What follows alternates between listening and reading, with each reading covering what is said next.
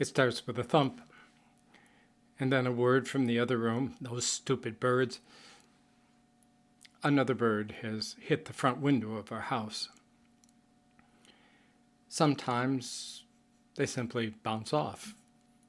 Sometimes we find them stunned on the windowsill, looking like they've received a concussion, which they probably did.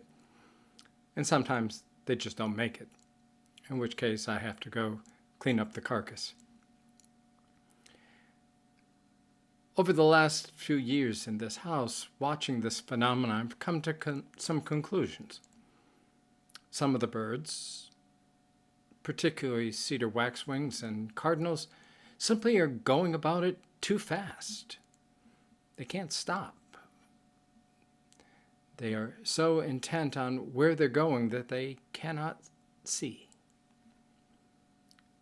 There are others that get distracted by squirrels or chipmunks or the cat, and at the last minute recognize, oops, there's a window. There are others, like the mourning doves, that just, well,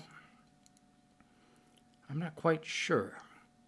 I think it's a matter of them losing their bearings, for they just take off into the window as though they've never seen it there before. And then there are some that are just plain stupid. As I've pondered the birds, I've realized that we act a lot like that. We spend much of our lives crashing into windows of one sort or another. And for many of the same reasons. We're going about life too fast. We're so intent on getting where we're going, or our lives are so busy that we don't see the windows around us. Sometimes we get distracted by the things of the world and lose our focus. Sometimes we get disoriented. Our lives take on weird shapes, weird directions. And when we do try to take off, we smack into the realities of the world. And sometimes, let's face it, we're just plain stupid. We do dumb things.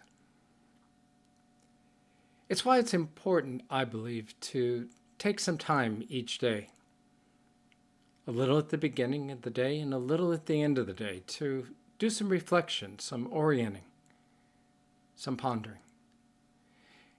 In the mornings, to take some quality time to look at the day ahead.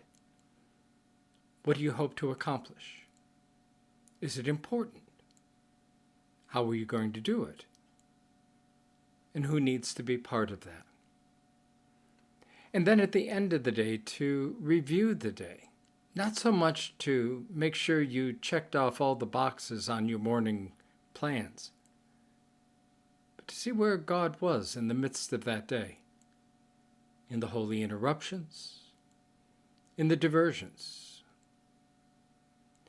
in the midst of the busyness. Where did you see God? And where did you fail to see God? This practice will help us keep from crashing into windows. It may keep us from some major headaches as well. Have a great day. And watch out for the windows. Until next time, thanks for joining me.